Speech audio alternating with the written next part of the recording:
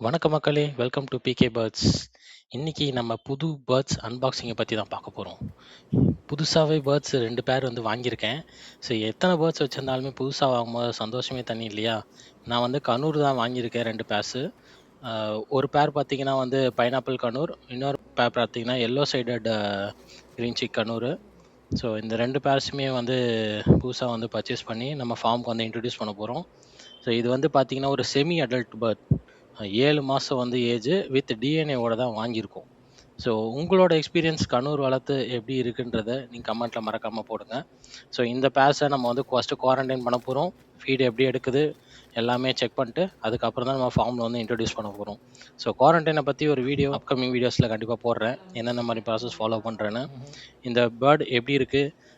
நல்லா ஆக்டிவா இருக்கா? இல்லையா? இல்ல கமெண்ட்ல வந்து கமெண்ட் பண்ணுங்க. ஸோ பேர்ட்ஸ் வந்து ட்ராவல்லேருந்து வந்ததுனால கொஞ்சம் வந்து ஸ்ட்ரெஸ்ஃபுல்லா இருக்கு. இத வந்து நம்ம கேஜா ரிலீஸ் பண்ணிடுவோம். கேஜ ரிலீஸ் பண்ண பிறகு பாருங்க, பேர்ட்ஸ் எவ்வளோ ஆக்டிவா நல்லா சூப்பரா கலர்ஃபுல்லா இருக்கு நல்லா பாருங்க. பேர்ட்ஸ் இந்த மாரி ஃப்ரீ ஃபைட்ல கேஜ விட்ட பிறகு, பேர்ட் நல்லா தீனி எடுக்குதா? ஸ்டிக்ல கரெக்ட்டா உட்காருதா? நெயில்ஸ் எல்லாம் கரெக்ட்டா இருக்கா? இது எல்லாமே வந்து பெர்ஃபெக்ட்டா செக் பண்ணிக்கோங்க. செக் பண்ண பிறகு பேர்ட்ஸ வந்து நம்ம குவாரண்டைன் ப்ராசஸ் ஸ்டார்ட் பண்ணி நம்மளோட கவ்வியறலி விடணும்.